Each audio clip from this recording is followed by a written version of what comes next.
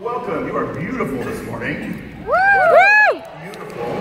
Thank you so much for coming. Thank you for your patience. Thank you for waiting in line. It's been a busy weekend, but have you been having fun? Yeah! It's crowded. It was crowded at my hotel. I had to share a room with 2 stormtroopers and a Wookiee. Wasn't all that bad, actually. So listen, we're here to talk about this really special movie. 23 years ago, we had this movie, yes, called The Lion King. And it was a long journey getting this movie to the screen, and that's what we want to talk about today. You know, it's ended up being the highest grossing hand-drawn animated film of all time. Yes. Who knew? Because we had trouble getting people to work on it, which we'll talk about in a little bit. And we actually did draw it with a pencil, the old-fashioned way, which was kind of fun. Woo! We'll talk about that too. So we're going to dive right in. I'm going to bring out right away one of the directors of The Lion King. Please welcome to the Lion King stage the fantastic Rob Minkoff.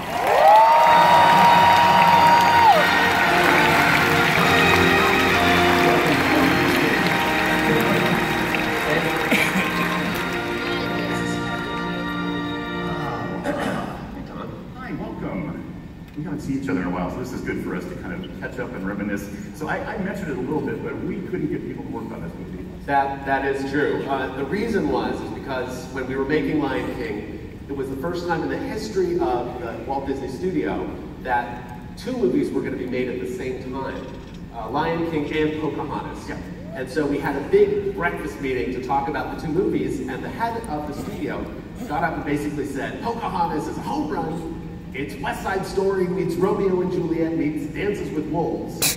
And Lion King, on the other hand, is kind of an experiment. Yeah, our pitch was Moses meets Joseph and Hamlet in Africa with music by Elton John. And everybody loved that. No, I know, everybody said good luck with that. But so he said, well, you know, we're not sure about Lion King. We're not sure if it's going to be a success. And so if the movie makes $50 million, I'll get down on my hands and knees. And let me tell you, he did. He did. In the first week, it made like $100 million, and we forced him to get down on his hands. Fantastic. Now, how did you get into this movie? Because you had done other things, and you know, since Lion King, you directed one of my favorite movies, Stuart Little. Before that, yes, Stuart Little fans. But before this, how did you get into Lion King? How was your first kind of entree? So, you know, I've been working at the studio for a long time. I started in 1983. And worked as an animator and character designer. I'd done some writing. I sort of up, you know, I sort of climbed the ladder and was kind of right at that level where I was going to get that opportunity. I directed 2 Roger Rabbit's shorts, which you know, produced. Woo! Yes. And then I remember seeing a documentary on television called Lions and Hyenas, The Eternal Enemies by Beverly and Derek Joubert. Yeah. And it was just so incredibly powerful. I remember seeing it and thinking, wow, if The Lion King could be half that strong, it would just be an incredible thing. And so when I got the call from Tom Schumacher, also one of the producers, he said, Rob, we'd like you to come in and start working on a movie that's called King of the Jungle. Right. It wasn't even called Lion King, it's called King of the Jungle. And we all called it kind of Bambi in Africa, because that was like the early short version of it that people could understand. Exactly. And then the crew went to Africa. Did you go to Africa? I actually went to Africa on my honeymoon, but I did not go to Africa on that very first trip. Let's look at a clip of that now. No, I missed No, I didn't go on that very first trip. I missed that trip. Sometimes, you know, they would say it was a kind of a cursed situation. Sometimes if you went on that trip, they'd fire you off the project, which yeah, it's true, it's true. Let's talk about your co-director, Roger Allers, who Roger also wrote the stage play, the Julie Taylor stage play for Lion King. And how is it collaborating with him, and talk about that kind of approach to directing with 2 directors? Sure. Well, you know, Roger and I hadn't really worked together before, but we knew each other a little bit from working at the studio. And one of the things we would do is get together at lunches when they would have sometimes impromptu musical moments. I remember Frank Thomas, one of the great animators, one of the 9 old men, would come in and play the piano even after he was retired. And Roger and I would always show up and we'd sing. And we would sing along together, and we'd sing all these great old standards. So we found out that we really had that in common. So working with Roger was a terrific thing because we really ended up complementing each other very well. And one of the things that we do when we make an animated movie is we will do all the dialogue before, it's called scratch. And so we get usually people from the studio to do the scratch dialogue. And so I did Timon and Roger did Pumbaa.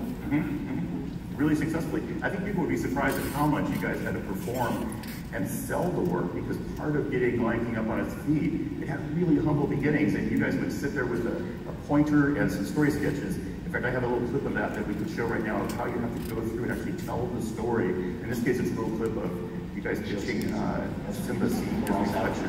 Precipice and sees a pool of water below, its reflection. He sighs, that's not my father, it's just my reflection. No. Look. Oh. Looks in. Suddenly a breeze blows over the water, and his reflection changes before his eyes into his father's. You see, he lives in you. You see, he lives in you. That's great. And all of a sudden, he hears his father's voice coming to him. Simba. Does he know it's his father right away, or does he just see this apparition kind of appear on the grasslands? As soon as he hears this father's voice, Right. The sound is his father. He's been brought so close it doesn't have kind of materializes over the top of the glowing grass there. We got clouds. Actually, a negative shape starts to form between the clouds to form the shape of the fossil. And as it comes forward, as it comes forward, the grass disappears into sort of a dark void. Simba, we're forgotten. Wow.